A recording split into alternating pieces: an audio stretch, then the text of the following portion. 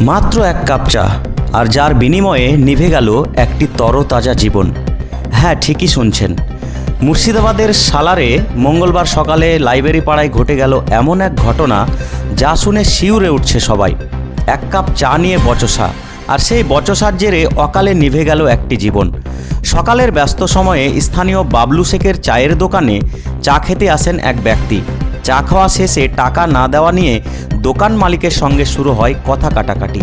মুহূর্তেই উত্তেজনা বাড়ে আর তর্ক গিয়ে পৌঁছায় হাতাহাতিতে। পর মুহূর্তেই মাটিতে লুটিয়ে পড়েন সেই ব্যক্তি। 41 বছর বয়সী ফিরোজ শেখ। তিনি মানসিক ভারসাম্যহীন ছিলেন বলে জানা গেছে। চারপাশে ছড়িয়ে পড়ে চিৎকার আর স্তব্ধতা।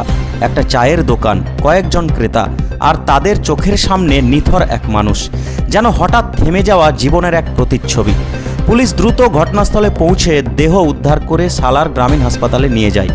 চিকিৎসকরা তাকে মৃত বলে ঘোষণা করেন। পরে দেহ পাঠানো হয় কান্দি মর্গে ময়না তদন্তের জন্য। তদন্ত শুরু করেছে সালার থানার পুলিশ।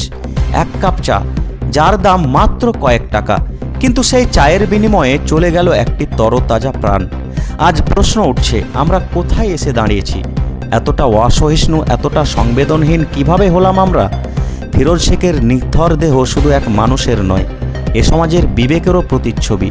মাত্র এক কাপ চায়ের দামে চলে গেল একটি তরতাজা জীবন। এ লজ্জা কোথায় রাখবো আমরা? চলুন দেখি কে কি বলছেন। মাসে মাসে ওষুধ আনতে একটা খাপানি মরছে আর একটা খাপানি কোথায় যাবে বাপ?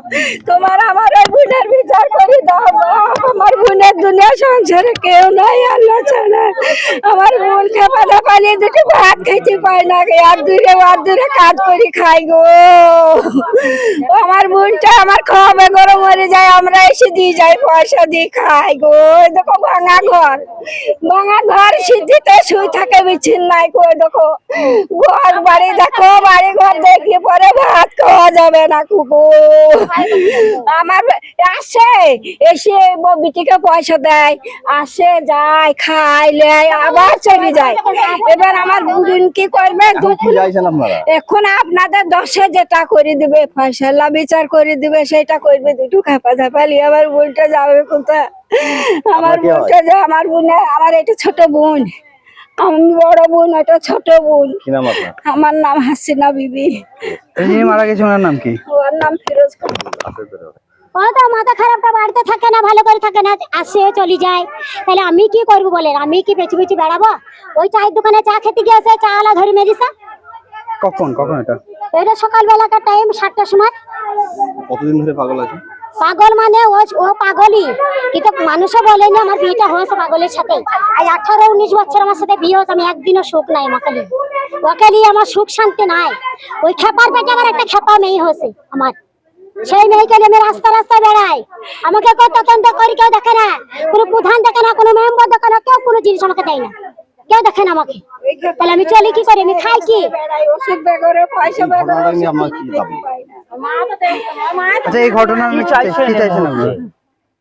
আমাকে একটা বিচার করে দিবেন, আপনারা সবাই বিচার করে দিবেন। আমার বিচার চাই। হ্যাঁ, আমি কি করে খাবো, কি করে চলবো?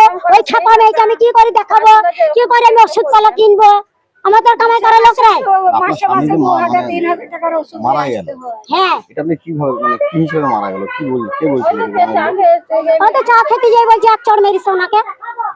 হ্যাঁ, সঙ্গে সঙ্গে মারা গেছে। আমি তো যাই দেখছি পড়ে আছে বডি।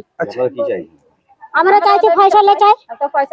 আমি খাবো না, এখানে কি করে খাবো, কি করে চলবো বলেন? আচ্ছা, এর আগেও কি চা খেতে গিয়েছিলেন কোনো সময়?